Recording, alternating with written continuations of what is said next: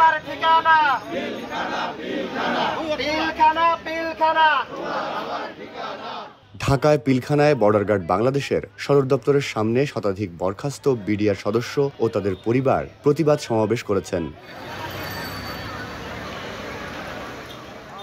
আজ রোববার সকাল 10টা থেকে চাকরি পুনর্বহাল ও ক্ষতিপূরণের দাবিতে বিজিবি 4 নম্বর গেটে অবস্থান নেন তারা। তাদের দাবি 2009 সালে বিডিআর হত্যাকাণ্ডের সঙ্গে তাদের কোনো সম্পর্ক ছিল না।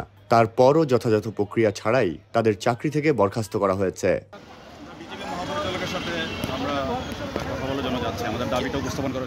তারা জানান বিজিবির মহাপরিচালককে স্মারকলিপি দিতে চান এবং পুলিশ কর্মকর্তার মাধ্যমে সেটি গেটে বিজিবি কর্মকর্তার কাছে হস্তান্তর করা হয়েছে।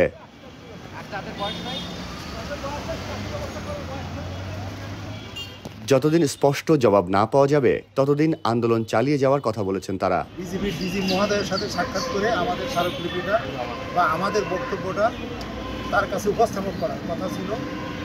পুলিশের ঊর্ধ্বতম কর্তৃপক্ষ আমাদেরকে 5 জনকে ভিতরে যাওয়ার জন্য নিয়ে যায় এবং 4 নম্বর গেটে নেওয়ার পরে একজন লেফটেন্যান্ট কর্নেল উনি এসে আমাদের কাছ থেকে স্মারকলিপিটা নেয় আর বলছে আপনার স্মারকলিপি দেবেন, আপনাদের ভিতরে যাওয়া হবে না, আপনাদের স্মারকলিপি পৌঁছাই দেওয়া হবে।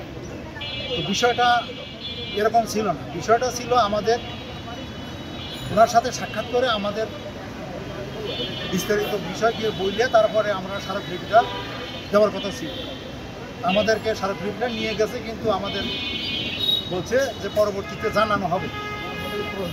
আমাদের কি জানাবে এখনও জানায় নাই, তবে এটার বিষয়টা না জানানো পর্যন্ত আমাদের এই আন্দোলন এইভাবেই থাকবে। দাবি একটাই, এই ক্ষতিপূরণ সহ চাকরিতে পুনর্বহাল। এই পিলখানায় DG court, sector commander court, ব্যাটালিয়নের কোর্ট, যতগুলো স্পেশাল কোর্টে বিশেষ করে চাকরিচ্যুত করা হয়েছে তাদের ক্ষতিপূরণ সহ চাকরিতে পুনর্বহাল, এটাই আমাদের দাবি। আর কিছু